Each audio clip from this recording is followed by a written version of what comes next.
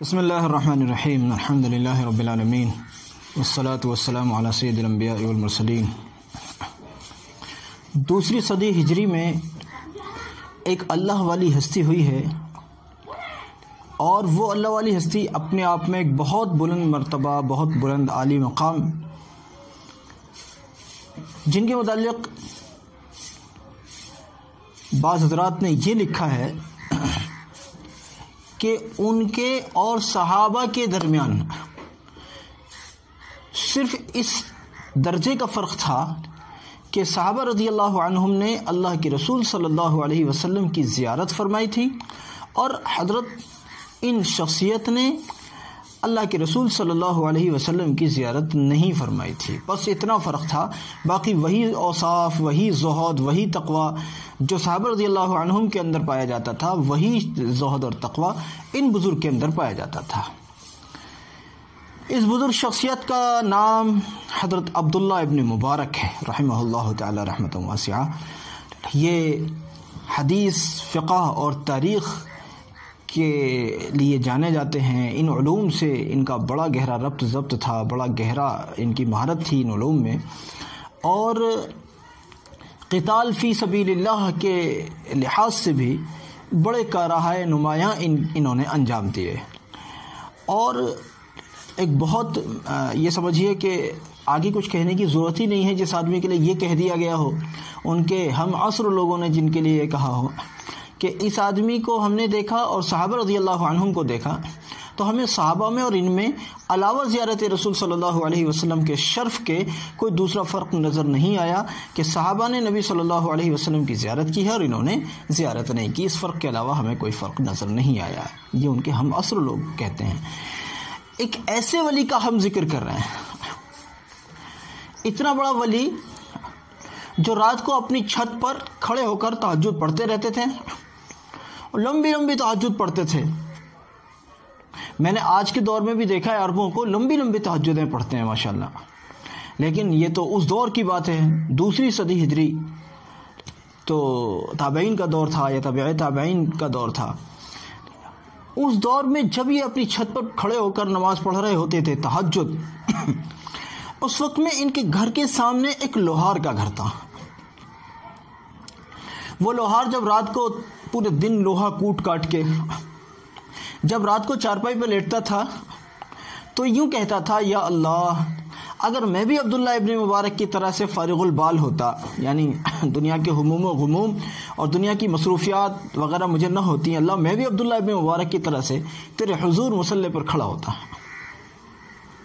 یہ تمنا وہ لوہار ہر دن کیا کرتے تھے۔ اللہ کی قدرت ہوئی، اپنے اپنے وقت پر دونوں کا انتقال ہو گیا۔ جب حضرت عبداللہ ابن مبارک رحمۃ اللہ علیہ کا انتقال ہوا تو کسی نے ان کو خواب میں دیکھا اور پوچھا بھئی کیسی گزری؟ تو انہوں نے کہا اللہ کا فضل ہوا، مغفرت تو ہو گئی، مگر میں اس لوہار سے آگے نہ نکل سکا۔ اب لوگوں کو بڑا تعجب ہوا، ایک طرف اتنی صفات حمیدہ کا مالک، ایک طرف ایسی عظیم صفات رکھنے والا شخص، اور ایک طرف ایک عام سا لوہار جو لوہا کوٹتا ہے، تو اور پھر بھی وہ لوہار آگے نکل گئے۔ ایسی اس لوہار کے اندر کیا صفت تھی؟ لوگوں کو جستجو ہوئی، لوگ ان کے گھر گئے، لوہار سے پوچھا، لوہار کی گھر والوں سے پوچھا بھئی لوہار کے اندر ایسی کیا صفات تھیں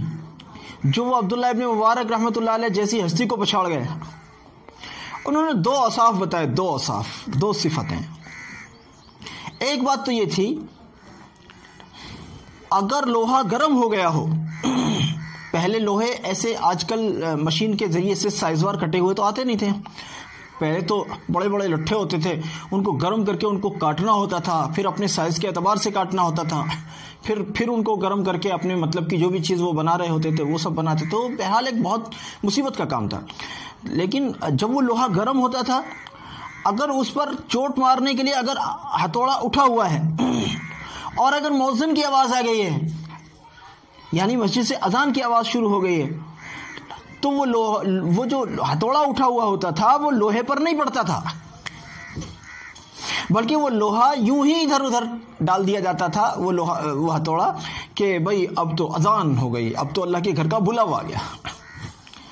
اب ایسے کیسے ہو سکتا ہے؟ کہ میں نے جس لوہے کو صبح سے گرم کیا تھا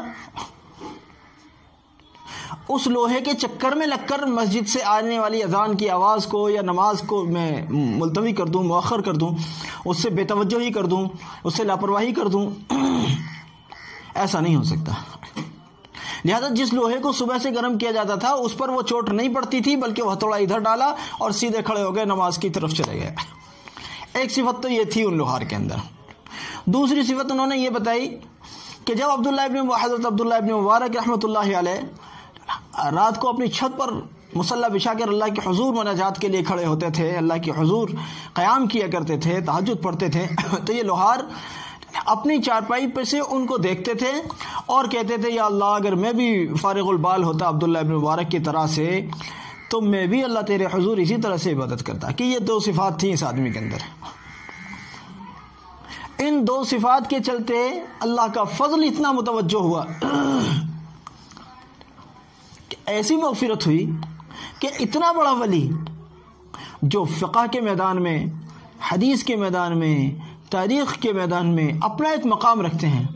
اور پھر اتنا بڑا مقام رکھنے والا شخص جس کو کہا جاتا ہے بھی صحابہ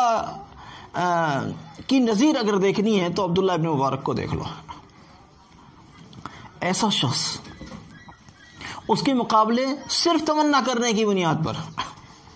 اللہ میں بھی کھڑا ہوتا ایسا تیرے سامنے، اور صرف اس عمل پر کہ اب یہ ہتھوڑا لوہے پر نہیں پڑے گا کیونکہ اذان ہو گئی۔ ہم بھی ذرا اس لوہار اور عبداللہ ابن مبارک ان دونوں کو سامنے رکھ کر اپنے ضمیر کا جائزہ لیں، ہم بھی ذرا سوچیں۔ ہمارے یہاں اذان ہو جاتی ہے، ہم مسجد کو کتنا اب ہمارے یہاں ایک عام سے ارے ابھی تو اذان ہی ہوئی ہے، ابھی تو اذان ہی ہوئی ہے، ابھی تو نماز میں بہت دیر ہے، اور پھر پتہ چلتا ہے کہ ان بہت دیر کہنے والوں کی کئی بار رکعتیں نکلی، کئی بار تکبیر اولیٰ نکلی، کئی بار کچھ۔ ہمارے حضرت مفتی مظفر حسین صاحب رحمۃ اللہ علیہ، ان کے والد بزرگوار، انہوں نے ایک مرتبہ تکبیر اولیٰ کا اہتمام شروع کیا کہ تکبیر اولیٰ 40 دن تک جو شخص پڑھتا ہے اس کو نفاق سے اور جہنم سے برات کا پروانہ مل جاتا ہے کہ یہ منافق بھی نہیں ہوگا اور جہنم میں بھی نہیں جائے گا جو شخص 40 دن تک تکبیر اولیٰ کا اہتمام رکھتا ہے۔ حضرت نے 40 دن اس طرح سے نماز پڑھی، اور ابھی 40 دن ختم ہی ہوئے تھے کہ اگلے 40 دن شروع کر دیے۔ پتہ نہیں پچھلے والے 40 دن قبول ہوئے یا نہیں ہوئے، اور پتہ چلا پھر یہ 40 دن ابھی پورے ہو ہی رہے تھے کہ اگلے 40 دن شروع کر دیے۔ اللہ کی قدرت، پوری زندگی وہ 40 دن ہی پورے نہیں ہوئے۔ پتہ نہیں پیچھے والے پورے قبول نہ ہوئے ہوں، اگلا والا شروع کر دوں، پھر پتہ نہیں یہ والے قبول نہ ہوئے ہوں، شاید اگلا والا شروع کر دوں، شاید یہ قبول ہو جائیں، شاید یہ 40 دن قبول ہو جائیں۔ یہ ہے اللہ والوں کے کام۔ ذرا ہم بھی جائزہ لیں اپنا، ہم بھی اپنا محاسبہ کریں، اور ہم بھی ذرا اپنی فکر کریں۔ اللہ رب العزت سے ہمیں دعائیں بھی کرنی چاہیے، اللہ ہمیں بھی مومن بنا، اللہ ہمیں بھی مومن بنا دے، اور فکر بھی کرنی چاہیے، اور ان اللہ والوں کے واقعات سے ہمیں سیکھ بھی لینی چاہیے۔ اللہ رب العزت ہمیں خوب فہم عطا فرمائے، سمجھ عطا فرمائے۔